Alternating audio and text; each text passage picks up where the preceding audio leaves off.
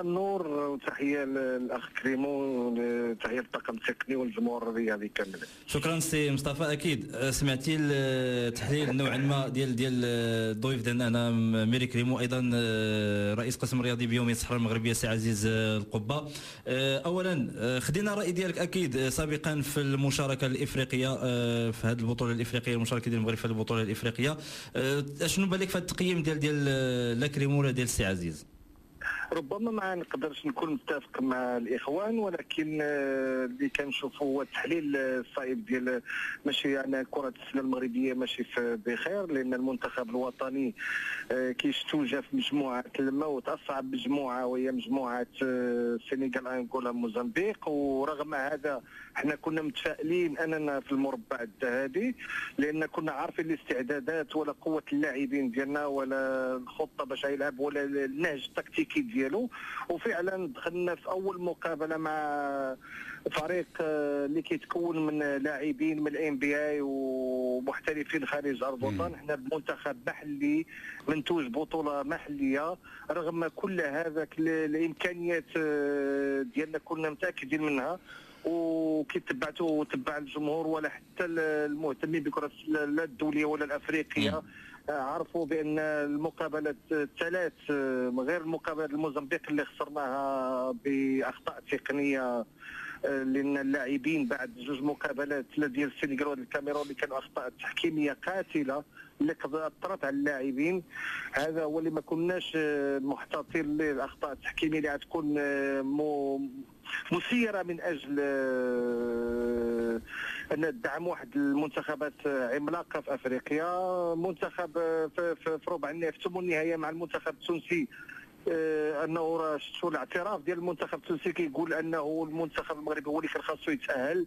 الاخطاء التحكيميه لا في السله اللي جبدها اللاعب التونسي ولا الثلاثيه ديال مقصود ولا الخطا اللي ترتكب على زويته في اخر لحظات، يعني كيتبين ان المنتخب الوطني كان شرف المغرب، ولكن التحكيم هو اللي كان السبب الوحيد اللي كان تجعله بظلم المنتخب المغرب، وقضى على ذاك الطموح ذاك اللاعبين ولا على ذاك العمل الجبار اللي قاموا ولا في الاستعدادات ديالهم ولا في المقابلات الرسميه. والحمد لله انا راضي على الاداء اللاعبين. يمكن المرتبط الثالث عشر ما كانتش مشرفه للمغرب، ولكن الظروف ديال التحكيم راه ما يمكنش تدخل في واحد المعادله لانك تنوي ان الحكام انهم غيجيو يحاولوا انهم يفضلوا فرق منتخبات على منتخبات، لان البلد المنظم خصو يوصل لنصف النهائي. انا كنت كنظن كي كنا كنشوفوا على حسب الاستعدادات ديال المنتخب الوطني كيشتو راه تونس وتقصت مع انغولا في نصف النهايه، يعني كنا متاكدين بالقدرات اللاعبين ديالنا ان نقدروا على الاقل نوصلوا لنصف النهايه. نعم سي عزيز. لا اللي اكيد وهو انه احنا ما كنختلفوش مع السيوراش بزاف حقيقه، على انه كان نوعا ما بالتحكيم شويه قاسي مع المنتخب الوطني، ولكن اللي اكيد ايضا وهو انه ما عرفتش انا هذا الاختيار، يعني في واحد الوقت اللاعبين تالقوا بشكل كبير يعني في التصفيات مع البوزيدي. واش ما كتشوف السيوراش معايا بانه ربما الجامعه تسرعت شويه؟ كان من المفروض انه نخليو السي البوزيدي يكمل العمل ديالو، نهيئوا ليه الظروف المواتيه للتحضير. علاش لا انه وفرنا مثلا بالمدرب الصربي انه يمشي لصربيا، كنا انه نوفروا لسعيد البوزيدي انه يمشي لفرنسا ولا يمشي لشي دوله ويحضر حتى هو اللاعبين، وربما على انه يمكن يكون النتائج افضل. ربما السي مصطفى السؤال طرح قبل بدايه المعسكر والتحضيري، ومع ربما هذه النتيجه كيعاود تطرح ربما بشكل طبيعي. السي مصطفى تفضل. بالنسبه للاطار التقني هو كيعرف الجميع ان السي البوزيدي مدرب ديال جمعيه سلا، لان ما يقدرش يتفرغ للمنتخب الوطني واحد التفرغ كامل. هو هذا رايه هو الشخصي، لان تم تعاقدنا مع الاطار الكاميروني لازار اللي ما اللي التحقش خلف، نعم. بالمنتخب، اللي ما التحقش بالمنتخب، وكان عندنا تساؤل علاش ما جاش وشنو هي الاسباب الحقيقيه. ذاك الظرف اللي جا في اخر لحظه اننا عاودنا الاتصال بالاداره التقنيه، عاود الاتصال بالسي البوزيدي اللي رفض انه يدخل في واحد الظرف اللي وجيز تخوفا يمكن باش ما يتحملش المسؤوليه ديالو، وكنحترموا الراي ديالو من حقه، لان كان منتظر يجي المدرب الكاميروني. فاتخذنا بواحد السرعه قصوى اننا باش نقدوا الموقف تعاقدنا مع السربي اللي صراحه غير الخطه ديال اللاعب ديال المنتخب المغربي، يعتمد على طاقات شابه، يعني كان في المستوى رغم بعض الاخطاء التقنيه البسيطه ما اثرتش بزاف. ولكن المفاجاه الكبرى هو التصريح ديال المدرب الكاميروني لما التقيناه بتونس. راه صرح الكاميرات الجامعه انه كان ضغط عليه من المغرب من بعض الاشخاص بانه ما يلتحقش المغرب، انهم هناك ناس اللي انا قريت الميساجات اللي جاوا له بالارقام التليفون، ولكن رفض ان يعطينا دوك الميساجات ولا لي زيميل اللي وصلوا له. وراه صرح تصريح واضح انه اتصل وقريت الميساج كيقولوا له راه حنا اون تران دو شونجي لو بيرو فيدرال، كيلكان كي لا ديك جو تو دون لا ديريكسيون تكنيك افيك اون كارت بلونش. قريتها انا. شي خطير هذا الشيء هذا، خطير جدا. ورانا لي زيميل وصرح، راه كاين في الباج ديال الجامعه ديال في الفيسبوك كان التصريح ديالو. زعما تفاجئنا وتصدمنا وما بغيناش نشوشوا شي تشويش كبير على المنتخب، خلينا الامور. ولكن ان شاء الله نحاولوا اننا ناخذوا ذاك التصريح ونفتحوا لا ماشي تحاولوا، لا السي مصطفى، لان هذا راه مؤامره ضد الوطن، راه هذا راه منتخب وطني، هذا هذه ماشي مساله بسيطه. هذه كان التصريح الرسمي ديال المدرب الكاميروني، وعنده لي زيميل وعنده لي ميساج بالارقام ناس من المغرب ومن الناس اللي كيشكلوا كيقول لك اللجنه التصحيحيه ولا اللجنه التخريجيه، انا كي كنقول لها. يعني هاد الناس غنفتحوا تحقيق على هذا هو المفروض. نعم، غنحطوا تسجيل ديال الصوتي ديال فيديو ديال المدرب الكاميروني باش يستدعيوه ويعطيهم دوك الوثائق اللي عنده اللي ضغطت عليه بان اللاعبين ما كاينينش، راه المنتخب غيتشوه، عبدي على الكارير ديالك بلا ما تجي للمغرب، راه المكتب ما كاينش، ما عندهمش فلوس، راه ما يخلصوكش، راه بزاف ديال الحوايج. وراه قالها اون بيرسون لان كتربطني مع واحد العلاقه طيبه، وجا ورا لي كل شيء، وكان بحضور الاداره التقنيه ولا جوج اعضاء اللي مشاو مع الوفد. يعني تصدمنا ذاك النهار، وغنتابعوا القضيه ان شاء الله باش يتفتحوا هذه الخوانه. كنتسالوا شكون هما كاع خوانا، لانه منين كتقول هكذا راه كمؤامره على المنتخب الوطني المغربي وراه رايه البلاد. ممكن تصنتوا في لاباج ديال الرسميه ديال الجامعه الفيسبوك، تصنتوا على التصريح ديالو. تصريح خطير جدا. هذه ماشي بالضروره اننا نتصنتوا، لانه هذا راه تصريح رسمي ديالك هذا، وانت كمسؤول اول الى حدود الساعه على الجامعه الامريكيه المغربيه، فهذه انا كنعتبرها مؤامره، ومن المفروض كما قلت انه يتفتح تحقيق، لانه هذا عمل بالغايه منه، وهو الاساءه للمنتخب الوطني وتدمير المنتخب الوطني، غداة لواحد يعني تظاهره افريقيه اللي كنا كنراهنوا عليها باش ماشي انه نفوزوا باللقب، على الاقل انه نلمعوا ديك الصوره ديال المنتخب الوطني وناكدوا على انه راه عندنا منتخب، راه ماشي انه نمشيو كشباح لانه نجيو ونحصدوا بعض الهزائم ونجيو.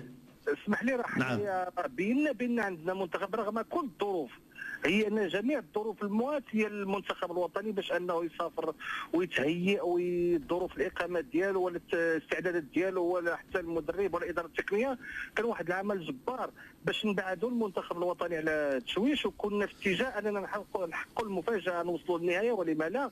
لان المنتخب المستوى اللي بان به في البطوله الافريقيه لولا انحياز التحكيم دوك الفراقيله كنا في نصف النهايه ولما لا النهايه، لان المنتخب ديالنا عطى واحد انطباع كبير للاتحاد الدولي ولا الاتحاد الافريقي اللي جاو هناونا بالمستوى المقلق. ما عمر شفنا المغرب لعب بهذا المستوى هذا، ولكن الاخطاء التحكيميه اللي اثرت علينا صراحه، اللي حطتنا في واحد الموقف. انا كنقولها 3 المقابلات اخطاء تحكيميه، وباعتراف لا الاعلام الدولي ولا المدرب التونسي بيدو قال لك المقابله كيستحق ربحها المغرب.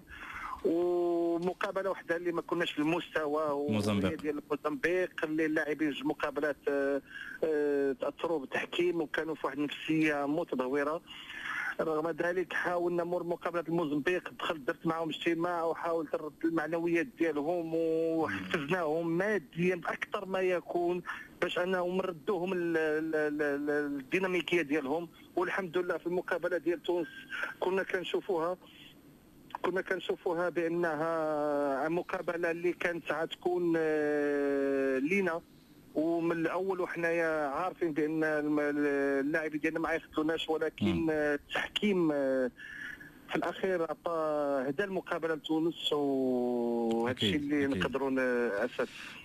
سي مصطفى، هذا بخصوص يعني البطوله الافريقيه، بخصوص يعني بعض البلاغات اللي صدرت هذه مؤخرا، يعني كاين واحد الرساله كتقول انه بعض الانديه كتدعي الجمع العام الاستثنائي. جا بلاغ مضاد موقع من الرئيس مصطفى اوراش كيقول انه هذا الشيء خاص يتم الحذر منه، لانه هاد الاعضاء ما كاينينش وما عندهمش اي صفه، وبالتالي كاين بلاغ اخر اللي كيدعي الاجتماع ديال المكتب المديري. يعني بهذا الشيء كامل، يعني شنو هو المشكل اللي كاين حاصل الان في جمعيه كره السله اللي يخلي هذه البلاغات بحال هكذا؟ وكاين ايضا هاد الناس هذوك طالبين سحب الثقه من الرئيس والمكتب المديري.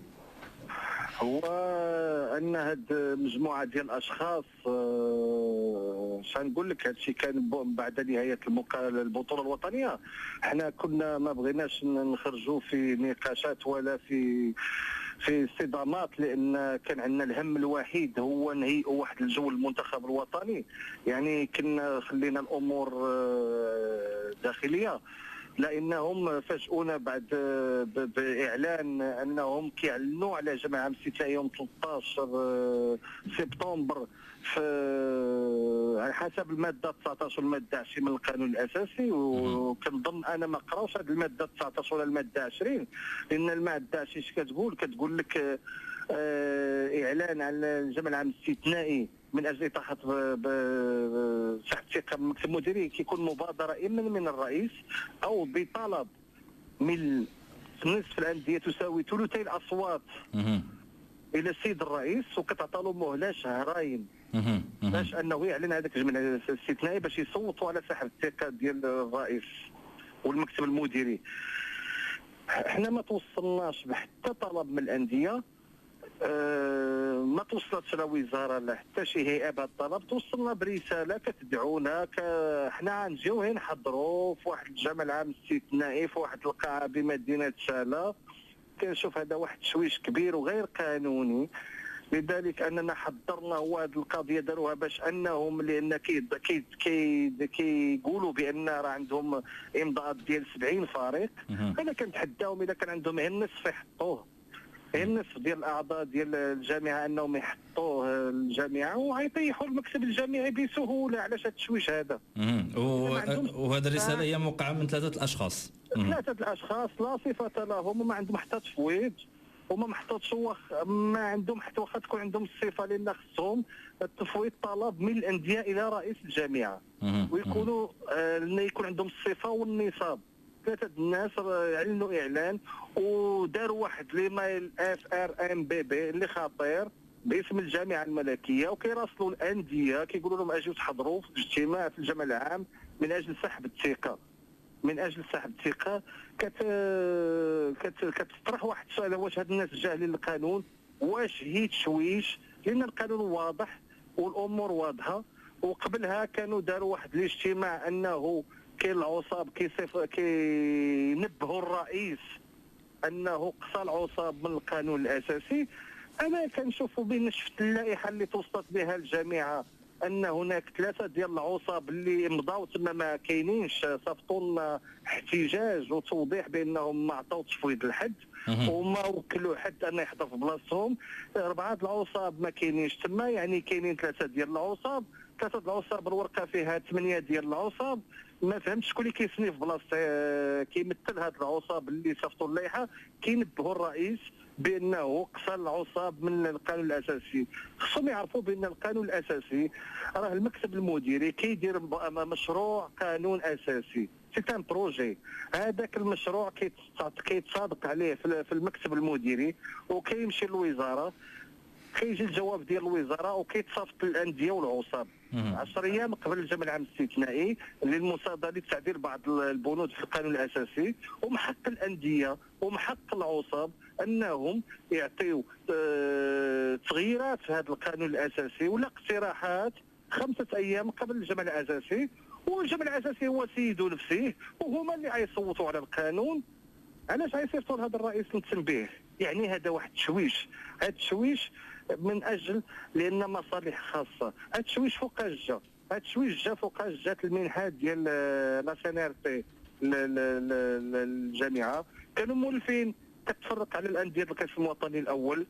حنا من جينا قلنا لهم هذه فلوس ديال عائله كره السله كامله جميع الانديه وعطينا مجانيه التحكيم، وفرنا واحد 4 المليون ديال الدرهم لاول مره في حياه جامعه كره السله وعفات جميع الانديه بجميع الفئات وبجميع الاقسام من التحكيم، وعطيناهم بدل رياضيه 2 بدل رياضيه ل 96 فريق.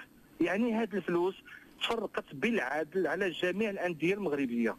ما يمكنش انا هذه الفلوس غنخليها تفرق على 10 الانديه ونخلي الانديه اللي كتخدم في التكوين واللي كتخدم في القاعده واللي كتعطينا اللاعبين لهذه الانديه القسم الوطني الاول نخليوها في واحد سميتو في واحد معاناه. بالعكس هما كانوا هاد الانديه القسم الوطني الاول ولا هاد العصاب انهم هما اللي خصهم يخدموا يتعاونوا معهم هاد الانديه، لان هذه هي الانديه اللي كتخدم، هذه هي الانديه اللي كتطلع لنا اللاعبين وكتعطيهم. لان الا رجعتي للفرق ديال القسم الوطني الاول ما بقاش تكوين، ما بقاوش كيخدموا، ما كيخدموش في القاعده، كيخدموا غير باش انهم يفوزوا بالبطوله، يفوزوا بالقاب. ما كيهمهمش التكوين، ما كيهمهمش الخلاف، هي الانتدابات. نجيبوا لاعبين من جميع الفرق ونكونوا فرق قويه. ولكن التكوين راه حنا عندنا في الاقسام السفلى القسم الوطني الثالث والقسم الوطني الثاني.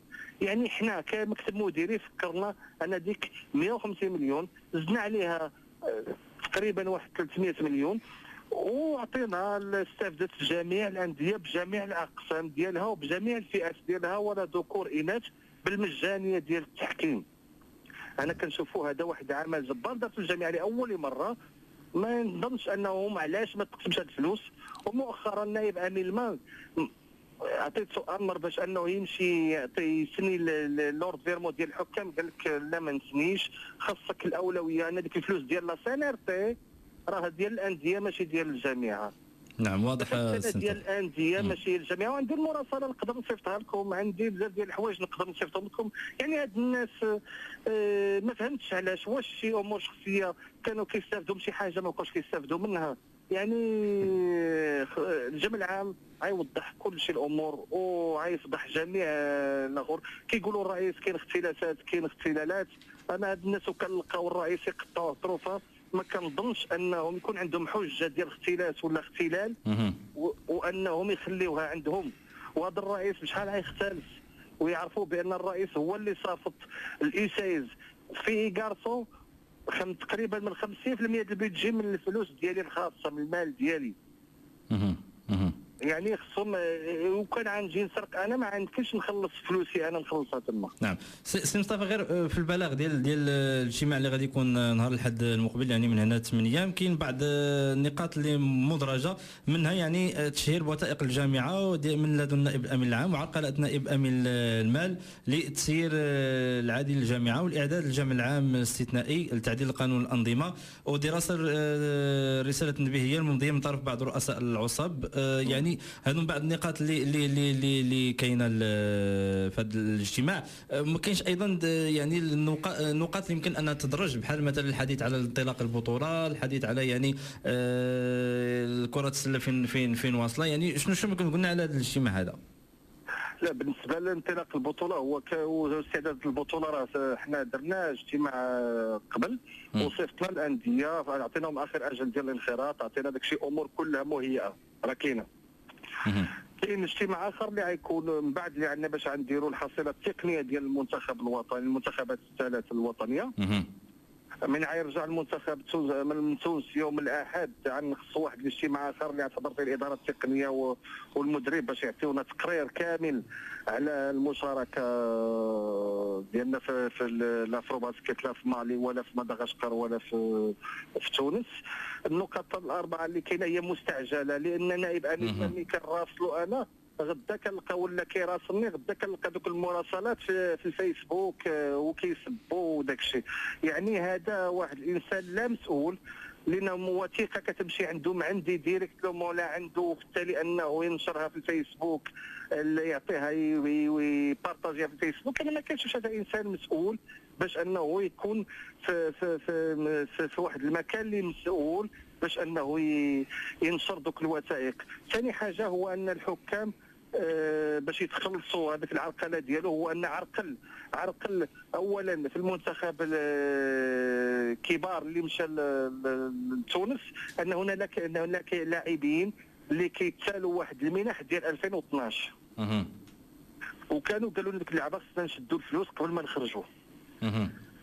احنا الفلوس كاينه ديال الديون ديالهم، من حقهم ياخذوها، هذاك حقهم مع 2012. حنا عندنا واحد الميزانيه تعطاتنا من الوزاره باش ناديو الديون ديال الجامعه اللي كانت الجامعه السابقه، ولكن خص حجاج. يعني من عطاتنا امر الوزاره باش ناديو لهاد اللاعبين المنتخب الديون ديالهم، ما رفض، قال لك انا ما كنتش في 2012 واحد التسريع في واحد الاذاعه، انا ما كانش 2012.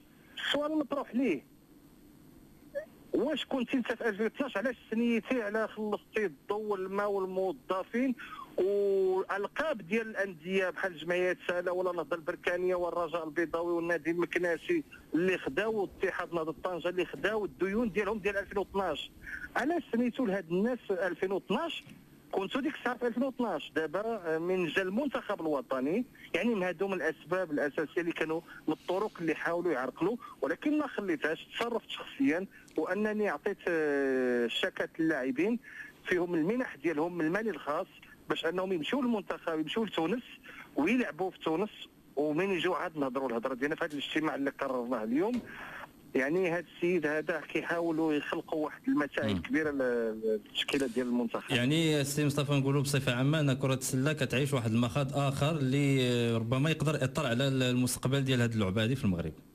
لا هي الا جينا نشوفوا هو هذا المشكل صعيب، ولكن حنا خدامين شغلنا، ولكن خص الانديه اللي شريفه واللي عندها غرض بكره السله انها تنوض وتطالب بمحاسبه هاد الناس، تحاسبهم وتتابعهم، وان الاسره الرياضيه المغربيه خصها تقضي على هاد الناس اللي كيجيو من المصالح الخاصه باش يشوشوا على الجامعات. وهذه الطبيعه ولات عندنا في تقريبا في واحد 2 ولا 3 ولا 4 الجامعات، ان كل ما يطلع رئيس عام ونص الا ما شافوش المصالح ديالهم، هذاك اللوبي انه كيتحرك من اطاحه الرئيس وراه طيحوا داروا المشاكل السيدينيه. دابا هما كيديروا لنا المشاكل، واخا نمشيو حنا راه الا ما وقفناش يد وحده وقضينا على هاد المشاغبين ولا هاد المشوشين، راه واخا نمشي انا غيجي واحد الرئيس اخر ونفس الشيء راه يدوز عام ولا عام ونص ويحاولوا انه يطيحوه. هادشي اللي غيكون. لا اله الا الله، شنو نقولوا هذا ما كان، لانه المشاكل ولينا كنشوفوها في مجموعه من الجامعات، نتمناو انها تنتهي لانه بغينا الرياضه ديالنا كل بصفه عامه تقدم، ماشي تبقى في بلاصتها ولا ترجع للور. سي مصطفى وراش كنشكرك على الصراحه ديالك والانخراط دائما معنا في اصوات على مستوى التواصل. شكرا لك سي مصطفى. شكرا.